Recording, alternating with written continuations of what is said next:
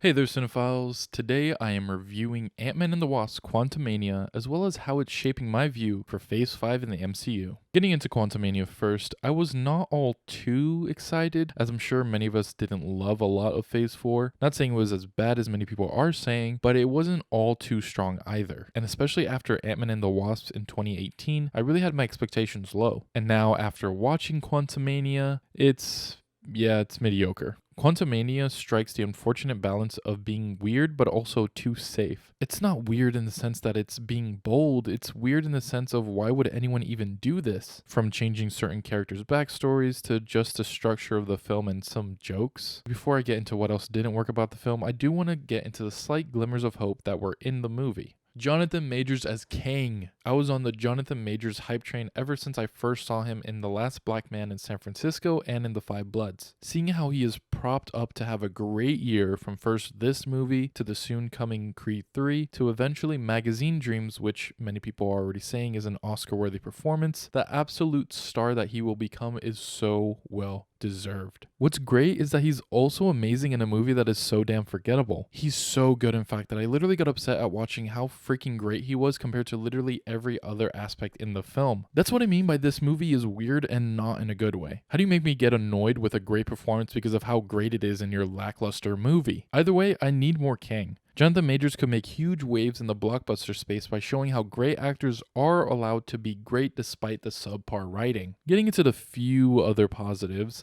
some lines that MODOK has are so bad that they're genuinely amazing in the height of comedy. Also, yes, Paul Rudd is still charming. Some stuff with his character is not handled the best, and the most interesting stuff with him comes in the final scene he's in, so it is what it is. Also, for as stupid as the third act is, I appreciate some of the fun they have with it. I just wish they fully went for it in some aspects. Someone called it similar to the Aquaman finale, and I agree. Now getting into the lows of the film. I legit was so bored during a lot of this film. There are many storylines, and the ones not including Kang I was so out on. Which is kind of sad. This was an ensemble film, so when the majority of the storylines aren't really entertaining, you just feel like you're going through the motions. Especially when a lot of the editing is just whatever and sometimes confusing. Overall, I wish we got more cohesion from the film that was actually from the great parts. The most unfortunate part of the film is that the post-credit scenes didn't excite me either. They were also mediocre. I can understand others who love the second one, but it pertains to something that I didn't love, so it was hard for me to get excited. I give Ant-Man and the Wasp: Quantumania a 2 out of 5 stars. Quantumania is the start of Phase 5 for the MCU, and after a lukewarm Phase 4, this isn't the best start. However, it does introduce a villain that could potentially be more amazing than Thanos.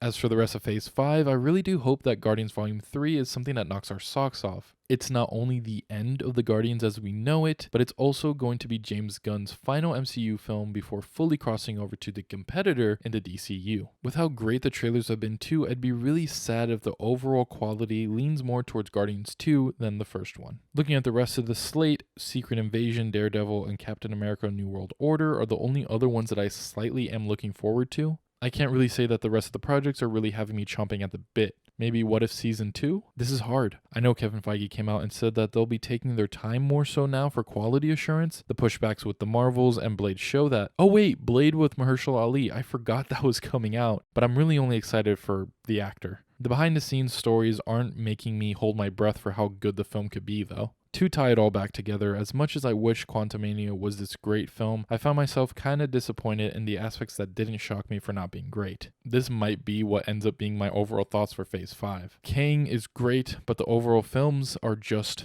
whatever. Hope I'm wrong, but going off what we have seen so far, I'm worried I might not be. Just bring me back to the days this was the marketing.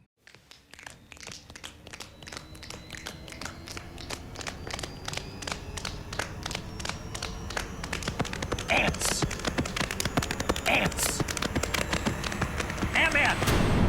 But alright, those are my thoughts on Quantumania and the start of Phase 5. Let me know what you guys think in the comments below and on our socials. Also be sure to follow us on our socials as more info for our new short film Infinite Dates will be coming out soon. As always, thank you guys for liking, commenting, and subscribing. Stay tuned for more Yeti Films content, and I'll catch you later.